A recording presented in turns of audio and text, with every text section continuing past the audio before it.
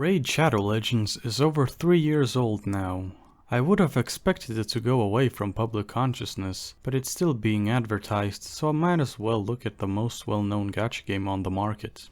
I've played around 100 days on my phone. My days can be divided into 3/3. 1/3 would be only logging in, another doing only daily missions, and the last playing more than 2 hours a day.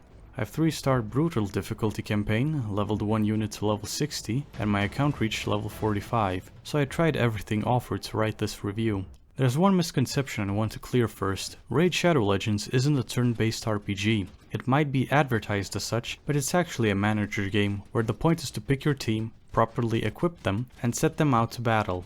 The gameplay that most see is just a visual representation if you prepared your team properly. You could say playing on manual is like micromanaging your team rather than it being in the actual game. Most critical pieces on the game focus too much on this discrepancy, but enough defending Raid. The game starts with a cutscene introducing 4 characters, one of which you'll get to pick. They banter amongst each other, you get to click some buttons, giving you a false sense of it being an RPG. Heroes get decimated, Arbiter, our tutorial lady, rage quits the shitty game, deletes all her save data before giving us her account, with only 1 character available. It seems I have failed. They were not ready. This task now falls to you. What we just went through we'll never get to witness again in any form. After all that, we get to roll a unit in this game, it's predetermined what we get, then we get handheld into starting the campaign, showing how to equip some gear, upgrading, and that's it.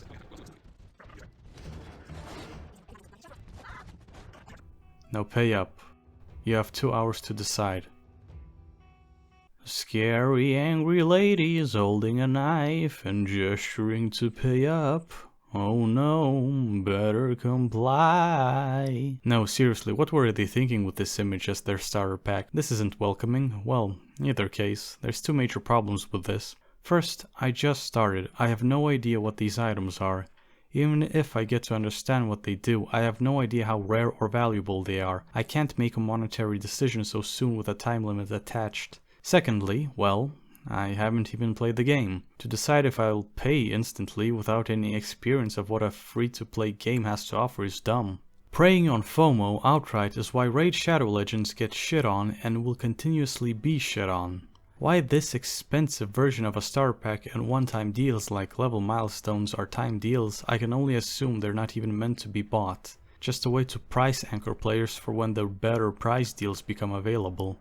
Though that's just a conspiracy theory, as the pricing is consistently ludicrous. The unfortunate standard of gacha mobile games is $30 for a 10 pull, so you'd expect these pop-up deals that keep interrupting the game to be actually worthwhile if you anchor to the mobile game prices, that is, but they're not. They're full of added shit. Sure, most items can be used in some capacity, but if you are stacked in one department, you're losing out on whatever arbitrary price deal the game makes. Maybe you don't want to pay for energy, only gacha currency, then sucks to be you. Maybe you need rank up material, but a bunch of XP brews are thrown into it too, etc. Ignoring the prices shown, if you go through the regular selection, yeah, I know it's surprising how little you go through here, you'll see a 3-pack sold at $30. Also, a void shard for the same price. It comes with some premium currency, just not enough for totaling 10 shards. I hate these juggling of resources deals. If their purpose is to confuse so I would buy the larger amount and be done with it, it's not working. I'm more likely to be overwhelmed and not pay. You can buy just premium currency and exchange that for shards, which generally exchanges 1 for 90 gems. I say generally because you can't buy singles, only packs of 3 or 11. You have daily progression deals, which is an obtuse way of giving not only your money, but retention. And raid cards, which are just not worth it. I don't get why you'd get it.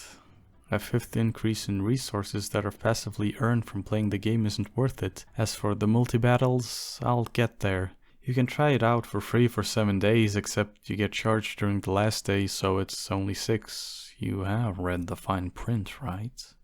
Backing up to limited time offers, they're constantly spammed at you during gameplay, as if informing you of great deals worthwhile to get. This spam, to say the least, is annoying. To say more, it's unneeded. Once a day you get a free deal you can collect by going to the in-game store and going through the special offers, so why even spam and piss off your potential player base? Just have all of them there, spam all of them during login, and make the game's experience not be remembered as more interactive fighting pop-ups than combat itself. Also $50 for a skin is too outrageous for me to garner an emotional response.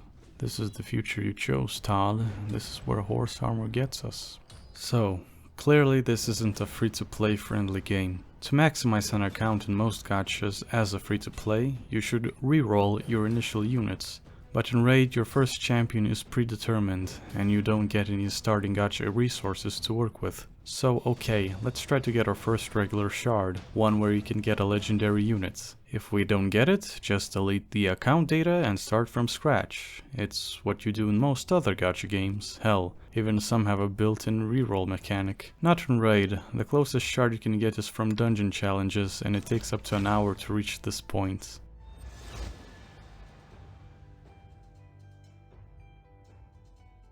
But hey, there has to be something to entice us to play, right? We're a new player, so we get a 24-hour deal. How swell. It's a double rate increase on Sacred Shard legendaries, which are improbable to get as a free-to-play. The closest you can get is by completing the entire campaign on normal and then perfectly 3-starring the campaign on hard. I did try to attempt to do this, slept 2.5 hours within the time limit. Didn't make it. It would require you to be a seasoned player with a new account, which implies this isn't for new players, or get a legendary champion from a blue shard, but that would be the equivalent of breaking through the window to open the door from the inside. You got a legendary, the increased rate up is pointless. The other issue with it is what's not being shown. It also overrides the current going deal, so if there's a rate up you wanted to start the game with and less than 24 hours remain on it, too bad, you can't have it, no matter how much money you'd have spent. But that's okay, as the gacha is dismal. And I mean horrendously dismal. I play other gacha, so low rates for units isn't out of the ordinary for me, but a 0.5% rate for a random legendary champion is extremely low. Fortunately, they do sometimes double the rates, which from a positive perspective is great. That's what you should be saving for. But from another point of view, it's just outright saying you shouldn't open any shards until a set point in time. What's more, the rate ups and the double rate are for the most part exclusive, so if you're trying to get a specific champion, it's on a reduced 0.5% rate. Not that it matters much, seeing as they only increase 10 times the rate up, essentially making it a worse deal as more units are put in the game. And another thing, there's a build up to a guaranteed champion that isn't on rate up, which would also be exclusive from a double rate or a 10x rate up. At least the champions you get are unique, right? They don't have similar models, right? Their idle animations are in stock, right? Their abilities don't have similar animations, right? Mr. Shadow Legends can promote its amazing graphics as much as it wants, but what can detail improve with copy-pasted models, stock animations and clipping? Make it glaringly obvious is what it does. The introduction of skins has the potential of updating older similar models, but it seems to be treated as another monetary source. At least the champions have a story, right? They're characters with names, so clearly they have a background you get to discover by getting them in game, right? No. Well, in the opening of the game we get our starting champion to say a few lines, so there must be some content we can derive a personality from, right? No. No character has any sort of expression you can interpret as theirs. The animations are universal, so no idle animations can inform us of their character. There are no lines they speak, there is nothing, only how they look. This might seem like a minor grievance, but having no personality is a major flaw as it determines someone sticking with the game or not. It also makes bullying in the gacha less likely, as they're just models who are pretty to look at, which you can at the index without needing to have them. There is very little incentive from a narrative perspective to get anyone. What about the story then? The story isn't told in dialogue between characters like in the beginning of the game, it's told in stills with a narrator talking in broad strokes of what is happening. We are the champions, heroes, company, etc. We travel, traverse, come by, we fight, and we win. To be continued. It soon became clear that the priest's prophecy would be fulfilled. But wait, O champion. The story endeth not here. Until that day comes, return to Teleria. Hone your skills and seek out new champions. You will need them all soon enough. We get 24 of these shots and that's it. That's the entire story, no more. It can be beaten in about 12 hours, so a good weekend is all that's needed to experience the entire narrative Raid has to offer. Which is weird, it's not like there's no content outside the main campaign. Why not add a still and some narration to contextualize why we're fighting this chucklefuck and why we're collecting his white viscous fluid? Why are we fighting a giant spider? Because spiders are evil? Well, I'm not going out of my way to fight spiders in real life. Why are our heroes doing this? Any piece of content would benefit from some story. We don't even know King Chuckles' name. Okay, so the ex-husband of Mrs. Legends doesn't have a story to talk about, nor any lore that's given in-game. What about the gameplay then? As mentioned before, the game is about managing your units, properly equipping them, leveling, but the gameplay loop is that of collecting resources to get more champions to level them up, so higher content can be challenged. It is in some part a strategy game to decide where to allocate resources, though the strategy aspect suffers too from a combination of issues. The tavern is where you level up.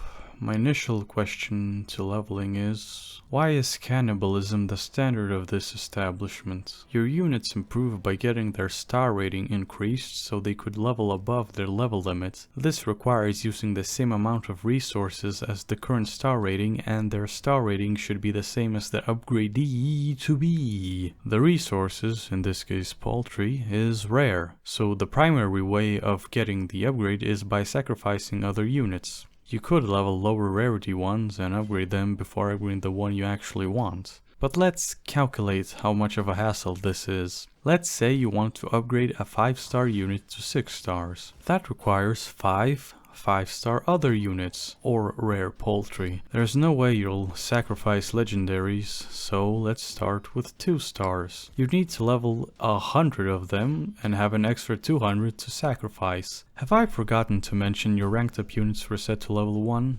Well, now you need to level up 25 ranked up 3 stars. After that, 5 of the now 4-star units, and you'll get enough cannibalistic calories for a maxed level champion. You'll substitute a chicken here and there, but for the most part, this is grindy, and that's all just for 1 unit. Besides leveling, we upgrade our units with equipment. The different armor sets give bonuses if we equip matching armor pieces. This gives intricacy to our character builds. The equipment has also a star rating, but also a rarity rating, which I don't give a shit to explain about. It's what you'll be focusing on endgame for substat bullshittery. You also use currency to upgrade your pieces, which takes time to finish and spends most in-game currency on it. It'd be great if we got a specific number to know how small the chances are of a failure, as there's no satisfaction in getting an upgrade in one go, but with numerical values there'd be a small calculation going in everyone's heads on how lucky their chances are in getting the upgrade while the upgrade is happening, but for now it feels like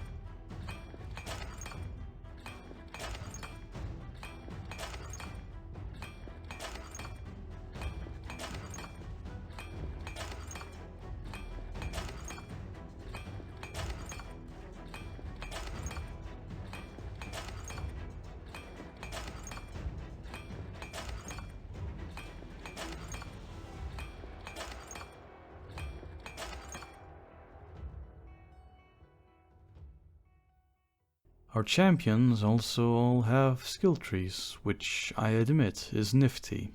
It gives an even bigger breadth of strategy potential. Having our hero built different than someone else's brings a sort of personalization. There are other ways to upgrade, but there are numerical increases with no downsides to getting it wrong. Suffice it to say, there are enough bits and bobs for great character build creation.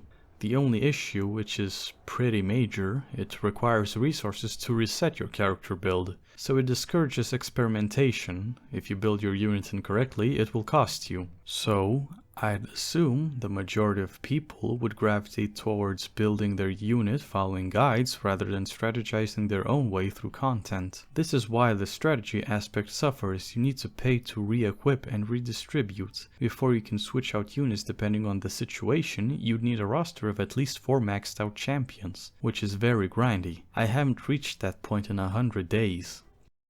What a gacha game expects from you can be derived from daily tasks. In Raid, these tasks are okay, but not rewarding initially. Completing your dailies gives you 10 premium currency, which would require 90 days to build a multiple. You unlock advanced dailies at level 35, which are better. It becomes 45 days until a multi, and the rewards give more attempts at content. If there's something to praise here, is that weekly and monthly quests reset once they're completed. But if you look at it cynically, it requires you to daily grind your rewards for a major monthly payout instead of coming once a month to the game. The daily tasks take about 20 minutes to complete, so at least it's an easy chunk of time to dedicate yourself to. The game also rewards you for your total daily playtime, but these are inconsequential rewards if you're not planning on playing for the day.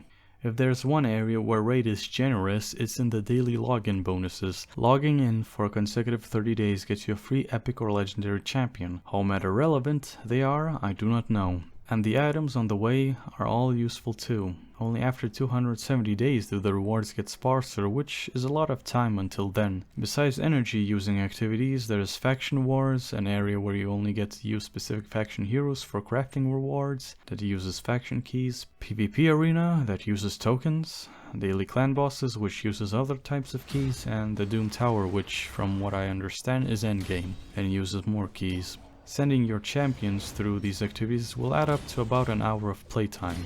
Suffice it to say, the day-to-day activity loop is good at keeping players in, and it might blind some to think there's content where there is none. The PvP battles are against AI-controlled setup teams by other players. Nothing new, this is where you're likely to turn off auto mode for better chances of winning, though you could be just like me and use auto, starting with the lowest amount of opponent team power going up until you can't auto, then just resetting the roster after 15 minutes. Since there's more to champions than their skills, it'd be great to know what my opponent has had equipped and what masteries they had after battle, so I could take notes to improve, but as it stands, auto all the way, baby! I can't say much about the community aspect of clans, and I don't plan to indoctrinate my friends to this game. What I can say is the content it unlocks. A monthly clan versus clan event is the most rewarding in terms of items, and it does not require too much attention from you. You can just do any activity to contribute. Clans also unlock clan bosses, which for the most part is just a demon lord, a glorified DPS checker. I'm sure he becomes a cheese critic later down the line. As for the Hydra, all I can say is it's too early for it to be unlocked at my level. Alleviating the grind rate gives you a daily allowance of 30 multi-battles. Instead of clicking replay yourself, you get the game to press it for you. That's all it does. A task that can be done with a macro or an auto-clicker app. I'm not a big proponent for eco-friendliness, but I've got to ask, how much electricity is being wasted on games running on auto? It takes about a minute for one run. If I get a daily allowance of 30, that's 30 minutes of my electronic device being on. Now multiply by how many people are leaving their phones on just for this. Doesn't this add up to some damage to the environment? Okay, fine. But why not make it skip instead? This would put some value on these multi-battle things and not waste electricity and our time. If the argument is you can still fail on auto, then have 30 consecutive victories before enabling it. Also, what am I supposed to do when I have only one left? The events this game has is by technical definition correct. They are events. they happen. But all they do is point at what activity to do in the next few days and give additional items for doing so. There's nothing special, not even for the game's anniversary. No new narrative, no new area to fight, just go level up some units, go fight the dragon, etc. Tournaments are no different, but now you compete for rewards against others. How engaging. Some events and tournaments give out fragments so you could build a legendary unit for free, which would be great if not for the competitive aspect, which will lead to most not getting enough fragments. Fortunately, you can pay for the rest with real money. On the outside it looks like spending time on the event isn't enough to cap it off. Giving money has to get involved. I talked about the major issues with the game. Now I'm going to list some minor grievances I have that could potentially see changes if I didn't scare the devs away. The main hub screen is a bit cluttered. There are 3D objects that act as menu items, but also regular menus littered around the screen. Navigating through it is not difficult yet, but at some point it will require a rework. The mine seems to be free premium currency generation, but is there for player retention. Your mine goes over capacity within 24 hours and the return on investment is after 100 days. Would be nice for the capacity to be increased. There's enough downsides to not logging in daily. Why not make the mine not one of them? The market generates junk, but on occasion a legendary gear piece shows up and sometimes a blue shard. Thus you are incentivized to constantly check in. It'd be great if there's some indication for when such an item is available. The Guardian Ring is for passive leveling, though it requires the champion to not be in use and requires confirmation to reach a level up, essentially making it useless for your high-leveled squad, or tedious for low-level units. Better have slower leveling than actively checking on it.